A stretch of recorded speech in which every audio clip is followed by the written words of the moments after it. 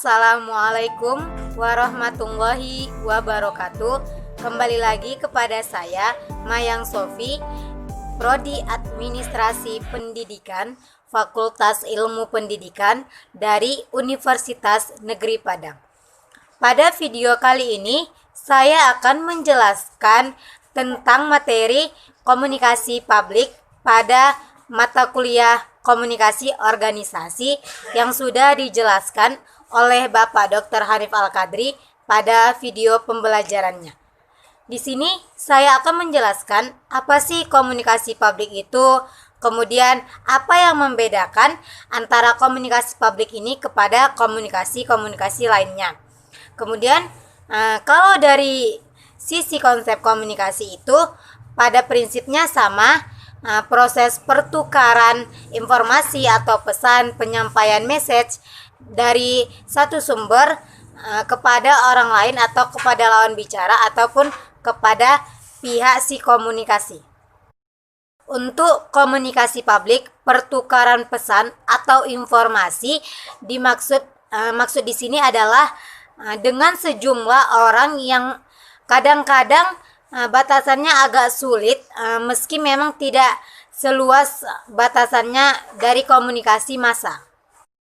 Dan juga sejumlah orang yang berada di sebuah organisasi, termasuk mereka-mereka yang berada di luar organisasi atau lembaga itu yang disebut komunikasi dari komunikasi publik.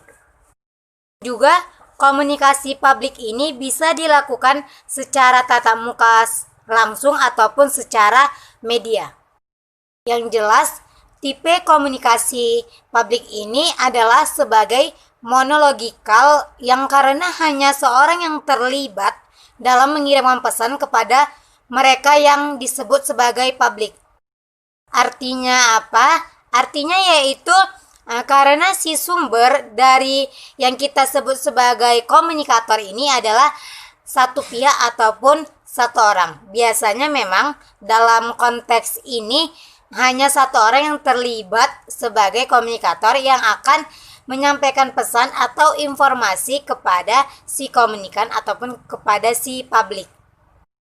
Kemudian ada beberapa ataupun hal yang membedakan komunikasi organisasi publik ini dengan komunikasi lainnya, jenis lainnya, yaitu misalnya komunikasi interpersonal ataupun komunikasi kelompok kecil.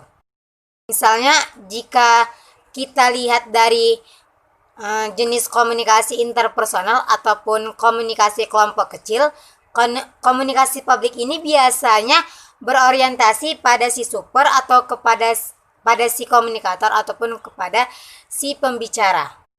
Sedangkan pada komunikasi interpersonal ataupun komunikasi kelompok kecil itu terdapat adanya timbal balik, artinya yaitu selevel sama di antara si pembicara ataupun si penerima pesan.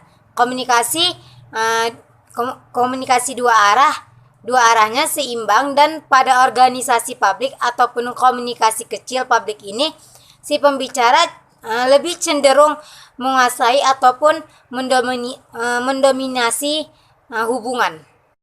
Dan pada komunikasi publik ini mereka terlibat sejumlah besar orang, namun sedangkan pada komunikasi interpersonal atau kelompok kecil hanya terlibat 2 ataupun 3 orang, dan komunikasi yang biasa kita sebut tidak lebih dari 5 orang ataupun 7 orang sebagai si penerima pesan.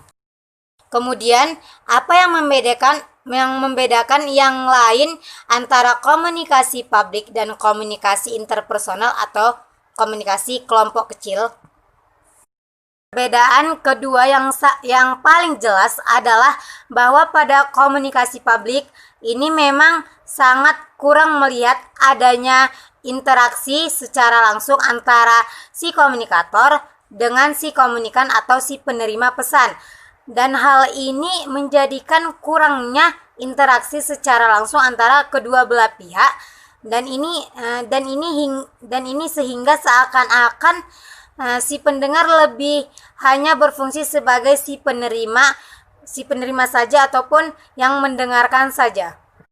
Semakin banyak jumlah orangnya, maka orientasi terjadinya feedback secara langsung di antara kedua belah pihak. Kedua belah pihak ini semakin kecil. Selanjutnya yaitu yang keempat, bahasa. Bahasa yang digunakan dalam komunikasi publik ini biasanya cenderung lebih umum dibandingkan bahasa yang digunakan pada saat komunikasi interpersonal atau komunikasi kelompok kecil. Tetapi komunikasi publik yang terindikasi dengan sejumlah orang atau banyak orang yang kita sulit sekali untuk memprediksi mereka atau untuk mengenali mereka satu persatu. Maka kita ambil titik tengah untuk menggunakan bahasa-bahasa atau istilah-istilah yang jauh lebih umum yang memang memungkinkan untuk mereka pahami dengan cepat dan mengerti dengan cepat secara umum dan mereka bisa mengerti apa yang kita sampaikan kepada mereka tadi. Kemudian bagaimana sih tujuan dari penggunaan komunikasi publik ini? Pasti ada maksud kenapa seseorang ataupun lembaga atau organisasi memakai atau memanfaatkan komunikasi publik ini di dalam sebuah interaksi antara mereka dengan orang-orang yang ada di dalam lembaga ataupun organisasi, yaitu untuk menyampaikan message ataupun pesan dari lembaga tersebut kepada sejumlah orang atau komunikan, bisa klien, pelanggan, konsumen yang menjadi target dari lembaga atau perusahaan kita. Dan tujuannya yaitu secara umum komunikasi publik ini utamanya dilakukan oleh sebagian besar lembaga adalah dalam rangka memberikan informasi kepada sejumlah besar masyarakat, sejumlah besar orang yang kita sebut sebagai publik, mengenai organisasi, misalnya mengenai aktivitas lembaga atau perusahaan, termasuk produksi dan hasil produksi dari organisasi ini akan diketahui serempak oleh banyak orang atau oleh publik sekaligus dalam satu waktu. Dan ini memang sangat bermanfaat sekali karena sekali dalam menyampaikan saja sudah banyak orang yang menerima informasi yang kita sampaikan dalam satu waktu saja.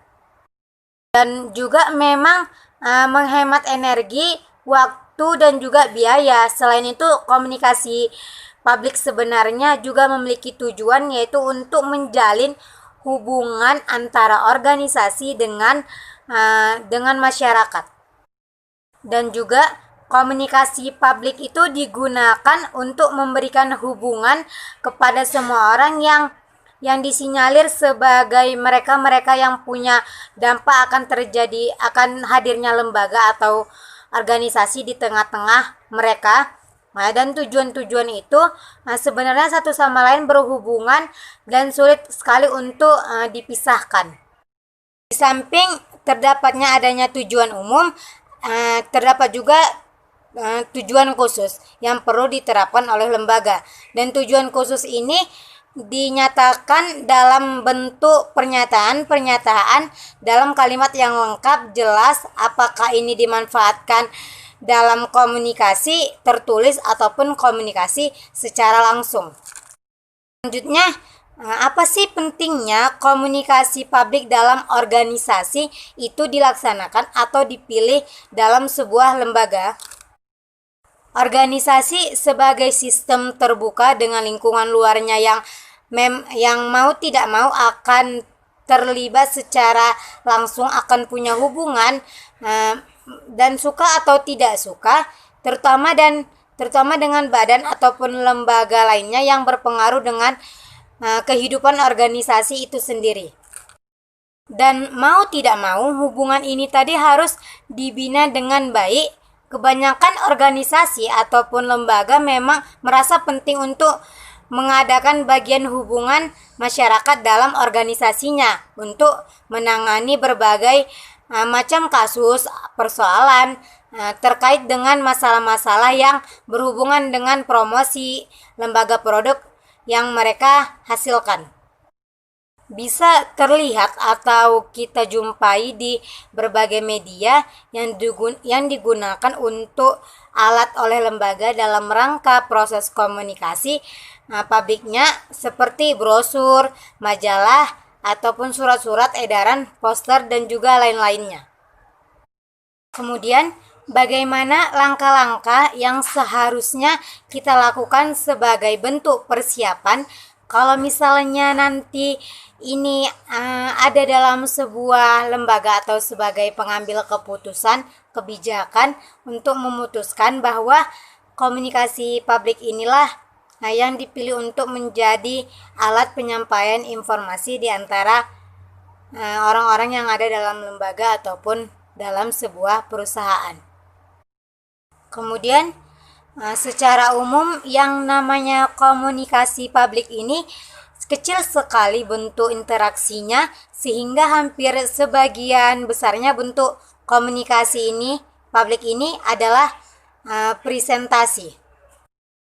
Kemudian apakah langkah-langkah yang mesti kita lakukan secara garis besarnya dalam mempersiapkan sebuah presentasi komunikasi publik ini berdasarkan analisis pendengar. Artinya yaitu orientasi komunikasi publik, siapa yang menjadi publiknya, yaitu kita sebagai tujuan komunikasi itu dilakukan. Langkah yang pertama yaitu si pembicara yang sebagai sumber atau komunikator sudah harus menentukan pendengarnya atau siapa yang mendengarkan, siapa yang akan menjadi publik, dan siapa penerima pesan yang akan disampaikan. Si pembicara atau si komunikator harus menjawab pertanyaan ini sebelum ia mengumpulkan berbagai macam data atau mempersiapkan presentasi untuk materi yang akan disampaikan di depan publik. Pembicara harus mempelajari berbagai macam cara, berapa besarnya pendengar, dan bagaimana latar belakang mereka. Kemudian setelah itu memilih topik yang diduga akan disukai oleh pendengar, dan pembicara bisa melakukan interview awal dengan beberapa orang yang kira-kira mengetahui atau mengenal tentang keadaan pendengar, yang mungkin membaca perspektif dari pendengar, calon dari publik yang akan ditemui, dan ini membuat komunikasi menjadi lancar. Kemudian selanjutnya itu langkah yang kedua, si pembicara yang sudah dipilih harus punya data, sehingga dia harus mengumpulkan sebaik mungkin data si pendengar dari publik. Setelah itu harus belajar tentang sikap atau karakteristik mereka adalah orang-orang yang diprediksi bisa dikenali, sehingga itu pembicara seakan-akan menjadi bagian dari si pendengar ini. Dengan mengenali si pendengar dari karakteristiknya, maka kita masuk dengan strategi yang mungkin cocok dengan mereka. Selanjutnya, langkah yang ketiga yaitu si pembicara ini seharusnya punya tulisan terkait dengan posisinya yang akan menjelaskan bagaimana reaksi si pendengar menurut pikirannya. Selain itu, langkah-langkah yang harus dipersiapkan adalah berdasarkan informasi pada apa yang kita tuliskan itu dari sumber-sumber yang kita peroleh. Hendaknya kita punya garis-garis atau poin-poin yang dari inti konten yang akan kita bicarakan atau kita perbincangkan. Jadi, kalau kita simpulkan, sebenarnya langkah-langkah apa yang kita lakukan sebagai si komunikator atau bentuk persiapan dari komunikasi publik yang akan kita laksanakan, artinya secara umum sama dengan komunikasi.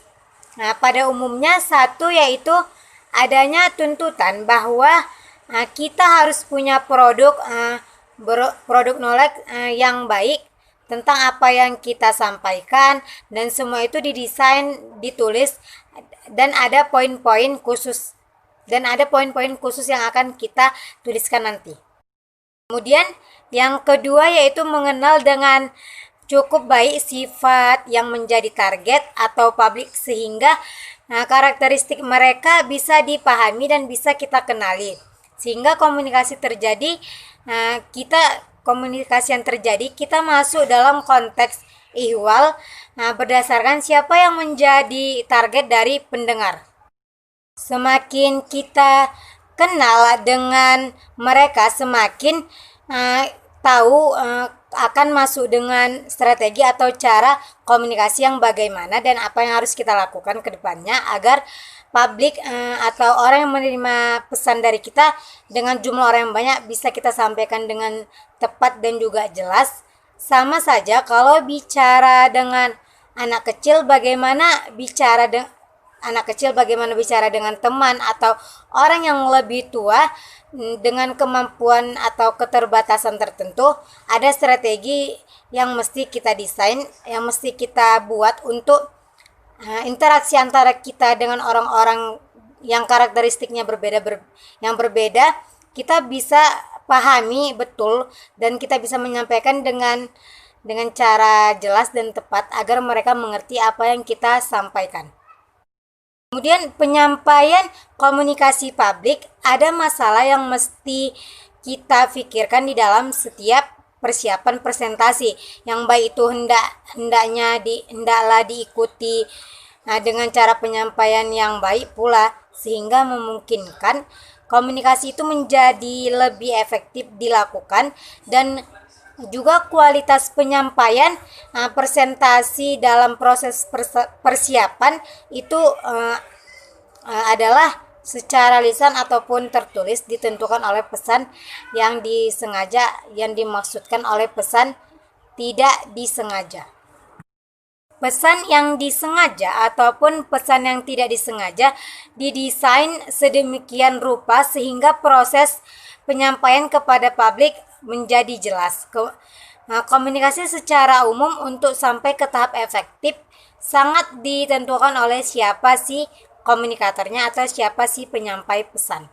Kalau komunikatornya orang yang sudah terbiasa, pasti tahu persis dengan siapa dia berhadapan, message yang dia sampaikan dan bagaimana cara dia menyampaikan, waktunya, tepatnya kondisi dan keadaannya, dia tahu harus bagaimana. Semua masuk dalam literasi berpikir untuk kemudian dia melakukan satu strategi khusus. Kalau begini maka ini eksekusinya kalau seperti ini keadaannya maka harus didesain sedemikian rupa, harus bagaimana ke depannya kalau begini, kalau begitu. Orang yang mempunyai pengalaman pasti akan tahu mengatasi hal itu. Maka semakin baik persiapan, semakin mempermudah kita untuk melakukan presentasi atau melakukan komunikasi publik ini dengan mereka. Pembicara dalam konteks ini bertanggung jawab memberikan presentasi yang berharga, yang punya nilai, dan areal ini memungkinkan si pembicara untuk bertanggung jawab menyampaikan presentasinya, ide-idenya, informasi yang efektif mungkin. Kemudian ada beberapa yang mesti diperhatikan, dipersiapkan dalam komunikasi publik ini, dan ini juga harus dipertimbangkan sedemikian rupa, yaitu yang pertama persoalan kontak mata. Dan ini sebenarnya juga strategis secara umum dalam komunikasi apapun. Meski dengan sejumlah orang atau meski dengan sejumlah orang, mau itu satu orang atau dua orang ataupun banyak orang, kontak mata ini sangat penting pada saat kita komunikasi kepada mereka. Dan kontak mata ini sebagai bentuk interaksi kita dengan mereka. Meski ada yang duduk di depan, di tengah, maupun duduk di belakang, kita harus merupakan kontak mata kita harus kontak mata kita ini harus berpusat kepada mereka agar mereka tahu bahwa kita sangat memperhatikan mereka. Kontak mata ini adalah teknik komunikasi nonverbal sehingga memang dimanfaatkan hampir di seluruh bentuk komunikasi demi mencapai titik klimaks keefektifan dari komunikasi nonverbal itu. Salah satu bentuk komunikasi nonverbal yang kita manfaatkan melalui kontak mata ini sangat membantu kita sebagai pembicara atau sebagai komunikator dalam menjelaskan informasi atau message berbagai macam ide kepada pendengar. Melalui kontak mata ada sesuatu yang kita sampaikan dan itu akan berbeda ketika mata kita itu tidak berbicara sama sekali, apalagi tidak memberikan sentuhan kepada pendengar kita pada saat presentasi atau komunikasi yang dilakukan.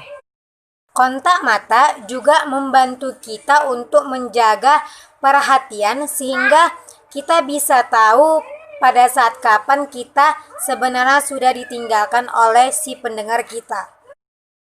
Secara psikologis, manusia itu punya keterbatasan untuk bisa fokus pada seseorang. Apalagi pada saat ketika pembicara ini tidak terlalu menarik. Itu mungkin akan sangat berpengaruh kepada fokus tidaknya orang yang mendengarkan kita. Kemudian jadi kontak mata ini sangat membantu kita menjaga perhatian, pendengar pada saat kapan kita mesti untuk memberikan satu konteks, tetapi untuk menghayar kembali agar fokus pada publik tadi untuk kita seutuhnya. Dan juga supaya keadaan tetap enak dan terjaga bahwa komunikasi ini masih aman. Seorang pembicara yang berhasil sebenarnya harus mampu menjaga, dan ini menjadi hukum komunikasi, mampu menjaga kontak mata dengan pendengarnya. Dan juga untuk mendapatkan hubungan dengan lawan bicara dalam komunikasi publik ini, si pembicara harus menjaga kontak mata langsung dengan pendengarnya, dan ini yang disebut sebagai salah satu manfaat dari kontak mata tadi adalah untuk menjaga perhatian audiens atau pendengar. Kemudian yang kedua yaitu persoalan vokalik. Dan ini terkait dengan kecepatan bicara, modulasi, nada suara, tinggi rendahnya irama suara, dan juga menjadi sangat penting. Termasuk penekanan pada kata-kata tertentu dan bagaimana kita memainkan modulasi modulasi suara dan menyampaikan sesuatu, memberikan kalimat-kalimat yang mesti dibuat, dan bagaimana menyesatinya sehingga itu menjadi salah satu statement bahwa ada penyampaian presentasi Anda tidak dalam konteks yang datar atau tidak menarik seperti robot. Kemampuan public speaking untuk bisa meyakinkan orang melalui vokalik dengan suara yang enak, kecepatan yang tepat, dengan nada dan irama yang enak seperti bernyanyi. Karena mustahil sebuah lagu atau nyanyian itu dengan irama yang begitu saja datar dari awal sampai akhir. Seperti itu jugalah sebenarnya sebuah komunikasi yang enak, persis, dan seperti lagu. Karena apa? Karena berbicara dan berkomunikasi itu juga adalah sebuah seni. Jadi semakin piawai seseorang, semakin tinggi jam terbangnya, semakin nyaman dan semakin enak untuk kita dengarkan. Selanjutnya, yang ketiga yaitu persoalan ketepatan. Kadang-kadang sebuah persoalan yang disampaikan oleh seorang dalam situasi informasi atau dalam suasana rileks, maka penyampaian informasi hendaknya disesuaikan dengan situasi tertentu. Begitu juga sebaliknya dalam jam yang sulit, misalnya siang, barangkali orang-orang belum semuanya bisa menikmati makan siangnya, jam-jam mengantuk pada jam-jam tertentu, dan apa yang harus dilakukan supaya tetap mendapatkan rasa dan perhatian dari keinginan orang untuk melihat dan mendengarkan kita. Persentase pada saat pagi atau siang ini akan sangat berbeda.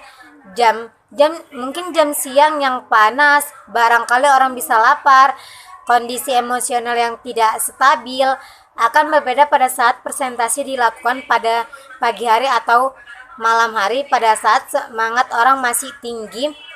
Jadi tuntutan persoalan pada jam kritis itu 2 kali lipat membutuhkan energi dan strategi dalam menyampaikan sebuah presentasi atau informasi kepada khalayak ramai.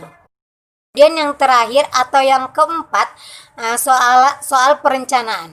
Ingat, perencanaan itu adalah kunci strategi yang baik dalam membuat komunikasi adalah desain rencana secara tepat dan detail. Karena itu, sebelum menyampaikan presentasi atau informasi, kita seharusnya lebih dahulu membuat perencanaan yang matang. Misal memilih topik yang tepat, yang jelas, mendesain siapa pendengarnya, mengenali mereka, karakteristik mereka, bagaimana strategi komunikasi yang akan dilakukan supaya komunikasi berjalan dengan lancar, kapan dilakukan dan seharusnya bagaimana, kemudian berapa lama untuk melakukan itu, kapan tanya jawab diberikan. Kalau kita tahu dan bisa merencanakan ini dengan baik, maka komunikasi yang kita lakukan kepada khalayak ramai atau kepada publik akan berjalan lancar dan efektif. Demikianlah yang dapat saya sampaikan mengenai materi tentang komunikasi publik. Semoga apa yang saya sampaikan dari awal sampai akhir tadi bermanfaat untuk kita semua, khususnya untuk saya, dan kita bisa tahu bagaimana strategi dalam penyampaian informasi publik ini di kehidupan kita, dan semoga kita akan menjadi komunikator yang handal dalam memberikan materi atau message kepada khalayak ramai. Bila ada kesalahan dari saya menyampaikan tadi dari awal sampai akhir, mohonlah saya dimaafkan, dan sampai bertemu pada video selanjutnya. Saya akhiri. Wassalamualaikum warahmatullahi wabarakatuh. Dadah.